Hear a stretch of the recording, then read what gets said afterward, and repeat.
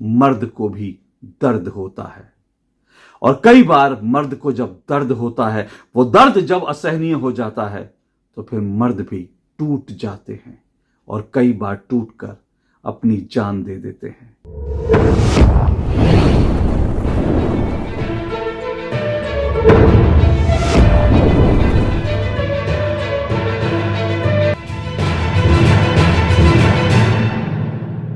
मर्द को दर्द नहीं होता। 1978 में अमिताभ बच्चन और विनोद खन्ना की एक फिल्म आई थी, मुकद्दर का सिकंदर। इसी फिल्म मुकद्दर का सिकंदर का डायलॉग है, मर्द को दर्द नहीं होता। लेकिन ये गलत है, ये झूठ है, ये सरासर झूठ है। मर्द को भी दर्द होता है, क्योंकि मर्द भी एक इंसान है। उसके कलेजे में भी एक धड़कता हुआ दिल है। उसको भी दर्द होता है, उसको भी पीड़ा होती है, वो भी दर्द से कराहता है, वो भी रोता है। मर्द को भी दर्द होता है।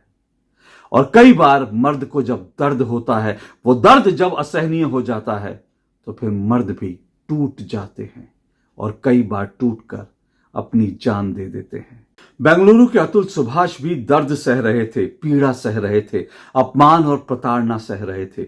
और जब उनकी सहन शक्ति टूट गई तो उन्होंने आत्महत्या कर ली। अतुल सुभाष अब हमारे बीच में नहीं हैं, लेकिन उन्होंने अपनी जीवन लीला खत्म करने से पहले, आत्महत्या करने से पहले जो 1 घंटे से लंबा वीडियो रिकॉर्ड किया, जो तमाम डॉक्यूमेंट्स पब्लिक डोमेन में छोड़े, वो उन्होंने हमारे सामने कई सारे सवाल खड़े कर दिए हैं।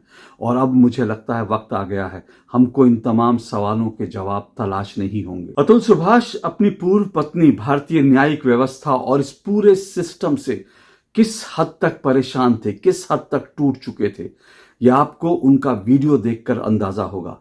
वीडियो बहुत लंबी है, लेकिन उनके कुछ शब्द कलेजे को जैसे चीर देते हैं। आपको उस वीडियो का छोटा सा हिस्सा जरूर सुनना चाहिए, ताकि आप भी अतुल के दर्द को महसूस कर सकें। ये जज और मेरे बाकी के हरासर्स को पनिशमेंट नहीं देती है और बरी कर देती है, तो मेरा जो अस्थि है वहीं कोर्ट के बाहर किसी गटर में बहा देना चाहिए, ताकि मैं ये जान जाऊं हमेशा हमेशा के लिए, मैं ये अपना लेसन सीखता रहूं कि इस देश में क्या वैल्यू है एक लाइफ की। तो ये एक है। और जुडिशियरी से मेरी एक दरख्वास्त है कि मेरे माँ बाप और भाई को इन फॉल्स केसेस में और हरास नहीं किया जाए, इसे खारिज किया जाए। और मेरे हरासर्स को और इस करप्ट जज को, और ये माधव का भी इन्वेस्टिगेशन होना चाहिए, है ना, ये भी लाखों रुपए कमाता है, तो जरूर पकड़ा जाएगा। बेसिक से कोई इन्वेस्टिगेशन करेगा तो कोई ना माधव पकड़ा जाएगा। उसके पास प्रॉपर्टीज होंगी, पैसा होगा, जज के पास प्रॉपर्टी पैसा होगा एक्स्ट्रा करप्शन का, तो पकड़े जरूर जाएंगे। अगर कोई कहता है 50 रुपए, तो ये हर कोई देता है, ये तो कोई ना कोई तो सामने आके बोलेगा कि 50 रुपए घूस लिया मैंने। तो ये तो सार्वजनिक बात है। अगर ये सब भी नहीं पकड़ पाते हैं तो फिर मेरी अस्थियां बहा दी जाएं गटर में, कोर्ट के बाहर। तो ये मेरी कुछ अंतिम इच्छाएं हैं। इसी के साथ मैं ये वीडियो बंद करता हूँ। अब जो थोड़े बहुत जो मेरे आखिरी काम है कंप्लीट करके मैं मुक्ति पाना चाहूंगा इससे। मैं अपने मैं इस जज का कंप्लेंट सुप्रीम कोर्ट और हाई कोर्ट में भी मेल करने वाला हूँ। और मैं अपने माँ बाप, भाई से अलग से उनसे बात करूंगा लिखकर। हो सके तो माफ करना, जिस उम्र में मुझे अपने मम्मी पापा का सहारा बनना था, उस उम्र में उन्हें हमेशा के लिए दुख देके जा रहा हूँ ऐसा, तो सॉरी। और बाकी आप लोग जो देख रहे हैं, सब आपका कल्याण हो। Thank you. अतुल सुभाष जिस उम्र में इस दुनिया को छोड़कर चले गए, ये उम्र उनके जाने की नहीं थी। ये बात अतुल सुभाष खुद भी समझते थे, इसलिए उन्होंने अपने अंतिम वीडियो में ये कहा भी कि जिस उम्र में मुझे अपने माँ बाप का सहारा बनना चाहिए था, उस उम्र में मैं उन्हें बेसहारा छोड़कर जा रहा हूँ। लेकिन शायद अतुल के पास अब कोई रास्ता नहीं बचा था। जिस तरह से वो लगातार मानसिक प्रताड़ना का शिकार हो रहे थे, उसके बाद उन्हें लगा कि उन्हें अपनी जीवन लीला खत्म कर देनी चाहिए।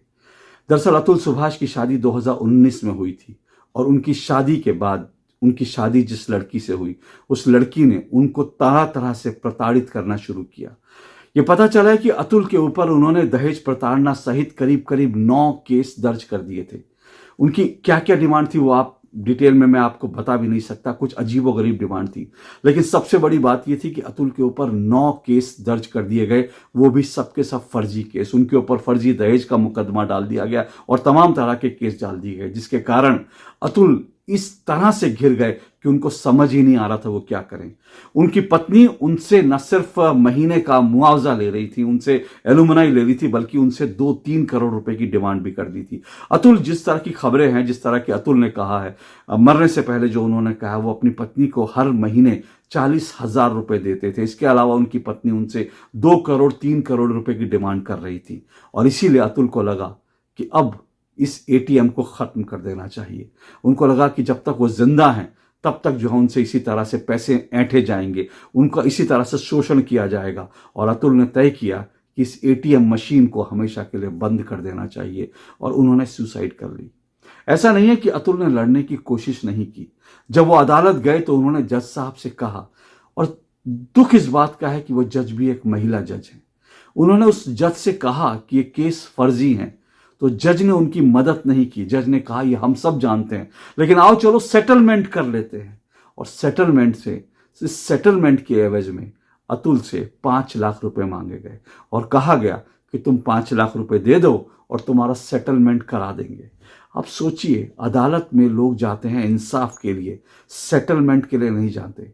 लेकिन एक जज, महिला जज, अतुल से जो फर्जी मुकदमों में फंसा हुआ है, जो चारों तरफ से टूट गया है, जो अदालत से न्याय की उम्मीद कर रहा है, उसे न्याय नहीं मिलता, बल्कि उसको मिलता है सेटलमेंट का ऑफर कि कुछ पैसे हमें भी दे दो जैसे अपनी पत्नी को दे रहे हो, कुछ हिस्सा हमें भी दे दो क्योंकि आखिर हम भी तो इस सिस्टम का हिस्सा हैं।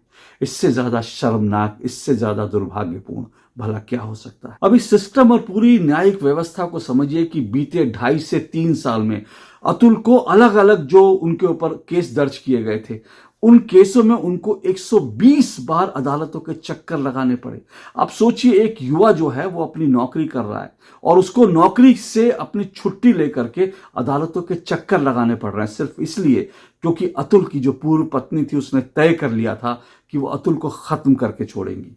यहां तक कि अतुल ने जो कुछ बताया वो इससे ज्यादा दुर्भाग्यपूर्ण, शर्मनाक क्या हो सकता है कि जब अतुल ने अदालत के सामने अपना दर्द बयान किया तो उसकी पत्नी ने, उसकी पूर्व पत्नी ने हंसते हुए कहा, तो मर क्यों नहीं जाते? और जज ने भी उस पर ठहाका लगाया। इससे ज्यादा शर्मनाक क्या हो सकता है? ये पूरी व्यवस्था के ऊपर, हमारी न्याय व्यवस्था, हमारी कानून व्यवस्था, हमारे पूरे सिस्टम के ऊपर इस पूरे मामले से कई सवाल उठ खड़े हो चुके हैं। न सिर्फ न्यायिक व्यवस्था पर, क्योंकि जहां इंसाफ नहीं, बल्कि जहां पर उसको ऑफर मिल रहे थे अतुल को।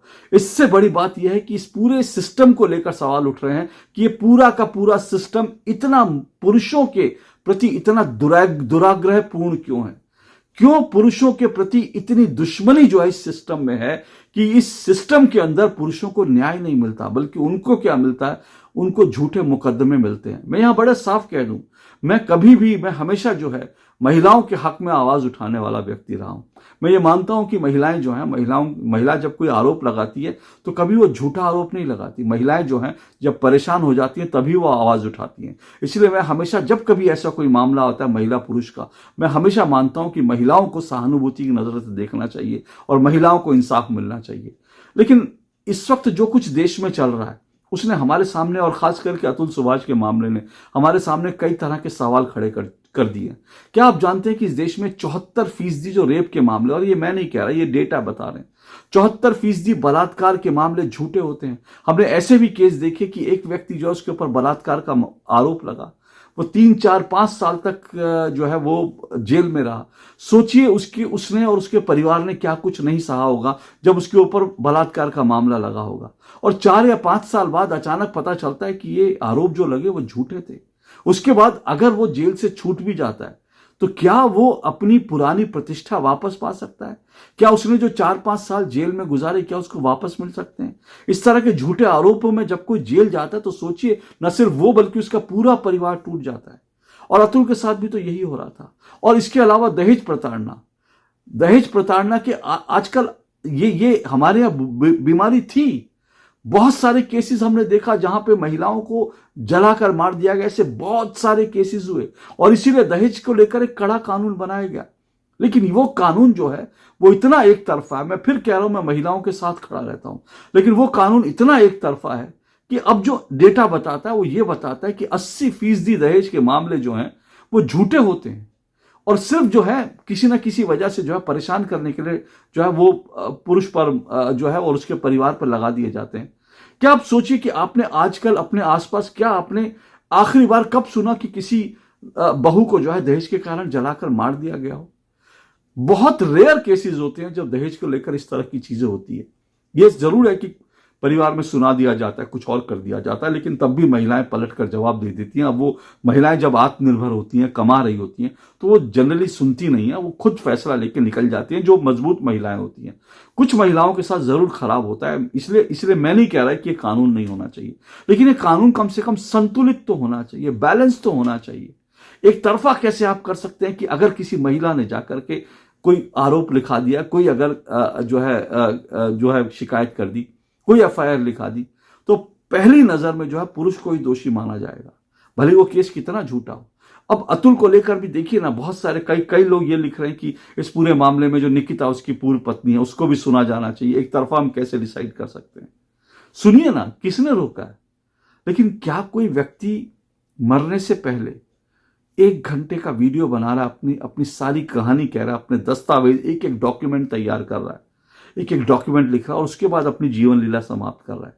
क्या ऐसा व्यक्ति मरने से पहले झूठ बोल सकता है? नहीं।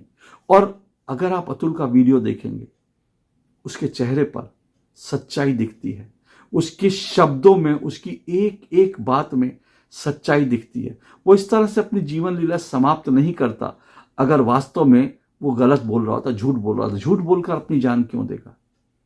ये मुझे लगता है इस पूरे मामले ने हमको झिंझोड़ कर रख दिया है। अतुल सुभाष के मामले ने हमें झिंझोड़ कर रख दिया है। मुझे नहीं मालूम कि इस मामले में आगे क्या होगा, लेकिन इतना जरूर है, सबको, पूरे देश को मिलकर अतुल के लिए इंसाफ की आवाज उठानी चाहिए। अतुल को इंसाफ मिलना ही चाहिए, और सिर्फ अतुल नहीं बल्कि अतुल जैसे और बहुत से लोग हैं, क्योंकि मैं फिर कह रहा हूं जो डेटा है वो ये बताते हैं कि इस तरह के फर्जी आरोप लगकर जो है बहुत सारे पुरुषों की जिंदगी खराब हो जाती है। इसलिए बड़ा जरूरी है कि हम अपनी न्याय व्यवस्था को, हम अपनी कानून व्यवस्था को, हम अपने जो क्रिमिनल लॉज हैं उनको कम से कम उनको इस तरह से ना बनाएं कि वो एक तरफा हो, असंतुलित हो। उसमें हमें कुछ तो करना पड़ेगा। पुरुषों के लिए हमें कोई तो कुशन देना पड़ेगा, हमको उनकी सुरक्षा के लिए कुछ तो सोचना पड़ेगा। पुरुष कोई एटीएम नहीं है, any time ATM, any time money. वो एटीएम मशीन नहीं है कि लड़की शादी करेगी और उसके बाद जो है उसकी अगर कुछ डिजायर पूरी नहीं होगी उसके बाद वो छोड़ देगी और छोड़ करके उससे पैसे मांगती रहेगी, और पैसे ज्यादा से ज्यादा पैसे मिले उससे उसके लिए जो है वो उसको प्रताड़ित करती रहेगी, उसके ऊपर झूठे मुकदमे ठोक देगी और उसके परिवार को भी परेशान करेगी। इससे ज्यादा शर्मनाक क्या हो सकता है? मुझे लगता है कि अतुल अब हमारे बीच में नहीं है, लेकिन क्या हम अतुल को श्रद्धांजलि दे सकते हैं, सच्ची श्रद्धांजलि दे सकते हैं? पहली बात, अतुल को इंसाफ मिलना चाहिए। अभी जो खबर आ रही है उसमें यह कि जो निकिता, जो अतुल की पूर्व पत्नी है, उसके खिलाफ एफआईआर दर्ज हो गई है। पता नहीं जज साहिबा को सजा मिलेगी या नहीं मिलेगी। देश की सर्वोच्च अदालत को मुझे लगता है सुओ मोटो इसको लेकर के, इस पूरे केस को सुओ मोटो टेकअप करना चाहिए, और इस पूरे मामले में न्याय व्यवस्था, कानून व्यवस्था और ये जो हमारे कानून है उसको लेकर देश की सुप्रीम कोर्ट को इस पर जरूर कोई ना कोई जो है निर्णायक कदम उठाना चाहिए। हम इस तरह से जो है अपने पुरुषों को, इस तरह से हम अपने लोगों को खो नहीं सकते। और मुझे लगता है कि इस मामले में जो है अतुल को इंसाफ मिलना चाहिए।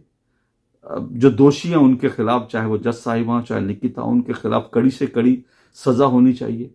और अतुल को सच्चा इंसाफ, सच्ची श्रद्धांजलि ये होगी कि हम अपनी न्याय व्यवस्था को ठीक करें, हम अपनी कानून व्यवस्था को ठीक करें, और ये जो दहेज और ये जो रेप के जो कुछ कानून हैं उनको हम न्याय संगत, तर्क संगत बनाएं, इस तरह से ना बनाएं। मैं फिर कह रहा हूं, मैं इस बात का पूरी तरह से पक्षधर हूं कि जो बलात्कार के केस होते हैं उसमें फांसी होनी चाहिए, फांसी से कम कुछ नहीं होना चाहिए।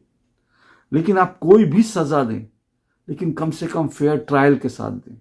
और दूसरी बात है, फेयर ट्रायल हो उसके लिए आपको कानून भी अपने इस तरह से बनाने पड़ेंगे कि ऐसा ना हो कि आरोप लगाएं और उसके बाद जो है सीधा या तो फांसी या फिर आत्महत्या। अतुल के इंसाफ के लिए, अतुल को न्याय दिलाने के लिए हमको लड़ना पड़ेगा, हमको आवाज़ उठानी पड़ेगी। और मुझे लगता है इस देश में वक्त आ गया है कि अब पुरुष आयोग जो है, महिला आयोग है, महिलाओं की सुनवाई होती है, हमें ऐसा कोई ना कोई संवैधानिक संस्था बनानी पड़ेगी जहां पुरुषों की भी सुनवाई हो सके। मैं 2 महिलाओं को जानता हूं जो महिला होने के बावजूद पुरुषों के हक में लगातार आवाजें उठाती हैं और पुरुषों को न्याय दिलाने के लिए हमेशा वो संघर्ष करती हैं। एक बरखा त्रेहान और एक दीपिका नारायण भारद्वाज। ये 2 महिलाएं हैं जो लगातार पुरुष आयोग बने, पुरुषों के लिए कुछ ऐसी सिस्टम हो जहां पुरुषों की आवाज सुनी जाए, वो ये दोनों लगातार संघर्ष कर रही हैं। आज मैं उम्मीद करता हूं, ईश्वर से प्रार्थना करता हूं कि इन दोनों महिलाओं को ज्यादा शक्ति दें। और सिर्फ इन दोनों महिलाओं को शक्ति देने से ही नहीं चलेगा, ऐसी और महिलाएं तैयार करनी होंगी जो पुरुषों के हक में आवाज उठाएं, पुरुषों के लिए बोलें। क्योंकि अगर महिलाएं पुरुषों के लिए आवाज उठाएंगी तभी उसका इंपैक्ट होगा। और साथ साथ सरकार को भी सोचना चाहिए। मुझे लगता है वक्त आ गया कि अब पुरुष आयोग या पुरुषों की सुनवाई के लिए कहीं कोई व्यवस्था हो ताकि हम अतुल को सच्ची श्रद्धांजलि दे सकें। आज के लिए इतना ही। नमस्कार।